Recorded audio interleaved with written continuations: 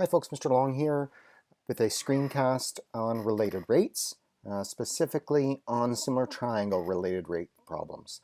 This is a problem that I've seen appear on the AP exam a few times. In fact, I think this is the only type, this and maybe some measurement related rate problems are the only types I've seen on the AP exam. But of course, you'll definitely see them again next year if you do calculus. Very common problems that you need to learn how to do. So this is a similar triangles problem. We're going to be referring back to things that you learned in grade 10 actually with respect to similar triangles. You thought that you'd never have to do that again, but here we are.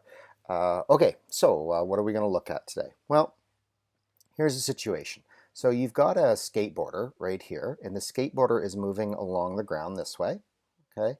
And as they move along the ground this way, they've got a speed that they're going at.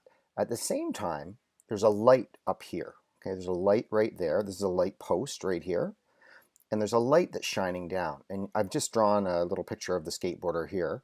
My version of a picture, and you can see that the light, his or her body would block the light, so it creates a shadow, right? You're gonna have a shadow right here. So the light can't get in between this area, okay? So what's interesting about this is this distance here that the skateboarder is traveling at, or the speed he or she's traveling at, is different than the speed at which this whole length is changing. And that's because this angle is changing constantly, right? This angle here. It's kind of weird and it's hard to reason out. You would think that if the speed of the skateboarder, in this case, he or she's traveling at 3 meters per second, you would think this whole thing's going at 3 meters per second, but in fact it's not.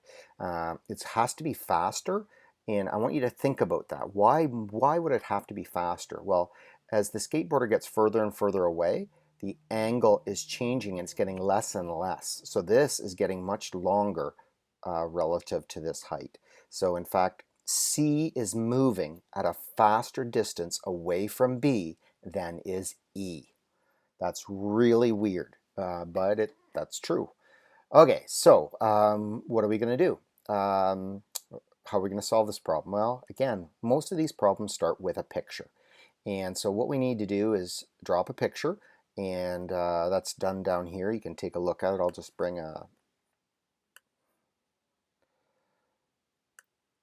just one of these squares over to isolate what we're looking for. So what I did is, if you notice, this is A, this is B, this is C, and then there's another triangle, D, E, and C. And if you notice, they both share angle C. So what makes triangles similar? Well, if it's a right-angled triangle, then, well, they have to have three angles that are the same. Well, angle C is in both triangles. Both triangles have a right angle at B and at E. So then the third angle also has to be equal. Okay, so we definitely have similar triangles because we have three equal corresponding angles. So we've got this little triangle here and then the great big triangle. Those are our similar triangles. Now we need to identify some variables. So what I am suggesting is that the distance from B to E we call x. Okay, we're going to call that x. And so we're going to call that x. And so just to look at it, what is x? X is this distance here, right? That's x. From here, whoops, from here to here. That distance is x. Okay, not forget about that thing. That distance is x. And that distance, the rate of change of that distance is actually 3 meters per second. And that's given in the question. That's how quickly the skateboarder is moving. This distance, all the way along here, L represents, L represents the total length of the large triangle, the total base of the large triangle. And so that means that dl by dt is the rate of change of point C. Okay, how much is that whole length changing by? And you'll notice I put an arrow right there, and you're going to see, an arrow right there. Okay, so dx by dt represents the rate of change well, that's the speed of the skateboarder, and dl by dt is the rate of change, the length of that shadow, how quickly that shadow is increasing by.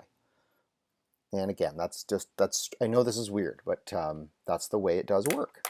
So, so what we've got here then, whoops, is what we've got here, I'll just remove that, is this distance again is x, this total distance is L. So what does that make this distance? Well, it's L minus x.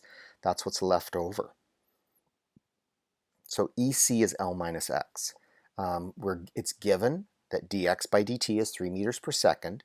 The goal, it says, how fast is the shadow lengthening? So how quickly is point C moving? And we would do that by measuring a length, B to C. How quickly is B to C? How quickly is that distance changing?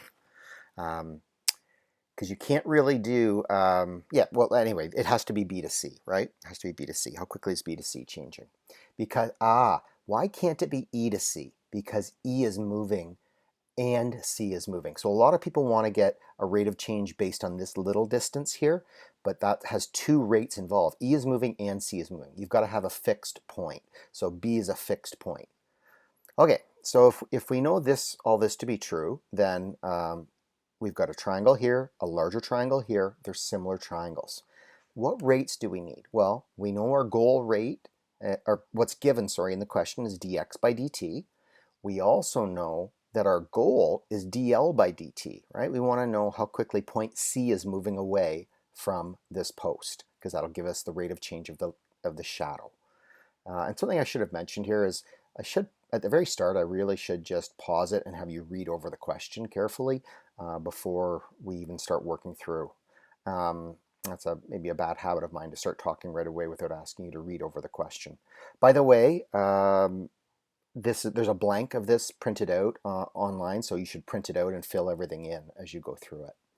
Okay, so sorry for that little pause. So dx by dt is the rate of change of the speed of the skate. That's the speed of the skateboarder, and it's 3 meters per second. Our goal is dl by dt. So let's isolate dl by dt by itself, and then we've got dx by dt.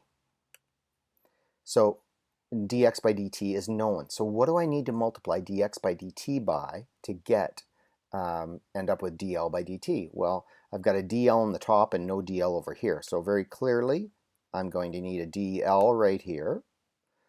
And then on the bottom, I've already got dt. I have to get rid of a dx, so it's dx. Okay, so a dx is what I need to get rid of.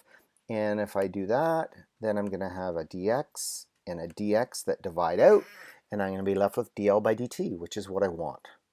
Okay, so again, that's what you want to do. You want to focus on the rate and the goal rate. All right, so now we're going to look at solving the problem. So you have to go back to the picture and take a look, but this is always going to be true. So hopefully you have your piece of paper printed out in front of you so you can see this. Triangle ABC, this is the larger triangle, over the smaller triangle. And then we look for a corresponding pair of sides that we know. Well, we know AB, that's the height of the lamppost, is 15. The corresponding length on the smaller triangle is the height of the skateboarder, and that's 2, right? So you want to get your corresponding sides. It's just like back in grade 10. And then if we put that in variable terms, we have to make an equation, right? Our whole idea here in part 3 is to develop equations and then derivatives. So that's equal to L, the length, and then it corresponds to L, and then L minus X. Okay, so these are corresponding lengths in this large triangle and the smaller triangle. Now what I need to do, and here's the interesting part. So, or one of the interesting parts, remember that I need to figure out dl by dx. Okay, I have to get a derivative dl by dx. That's what my goal is here, because I know from right at the start that, or not right in the start, but in that last step, I know I need to figure out dl by dx. Well, that means I need to take this equation here and isolate for L. Okay, it's helpful if I isolate for L, if I can. Sometimes it won't always be possible, but it looks to me that's pretty easy. So what I did is I multiplied both sides by L minus X. I multiplied both sides by 2. And it's basically, for those of you that don't cross multiplying, it's just cross multiplying. I don't like to frame it that way, but that's fine. And then I expanded it out, 15L, 15X. Right here you can see that. That equals 2L. Then I just isolated for L, subtracted 2L off both sides, and added 15x on both sides. You end up with 13L equals 15x. And then you've got an equation here.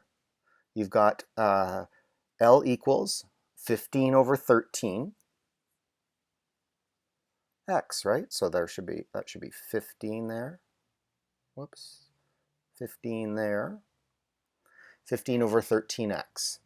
Okay, and then the derivative is really easy to get. It's just a linear equation. So the derivative of 15 over 13x is just 15 over 13. So now we know that rate of change. So now we write down our chain rule that we developed in a previous step. And actually, this one is very straightforward because we've just got numbers to sub in. We don't even have formulas to sub in. So 3 meters per second was dx by dt. dl by dx, we just figured out to be 15 over 13. And both of those measure in meters. Those meters divide out. And if I multiply 3 by 15, I get 45. Divide by 13. And I can leave that as an exact value if I want. Or I can get an approximate value right here of 3.46 meters per second. Okay, and that's actually answering your question.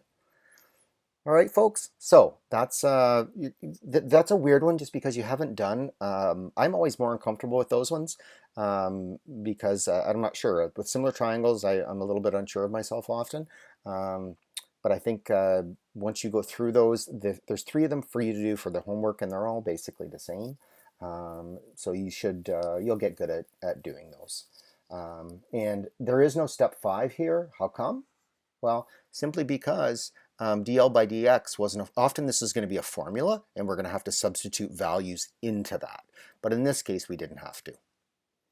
Okay, so that is related rates, part B, or set B on similar triangle problems, basically shadow problems.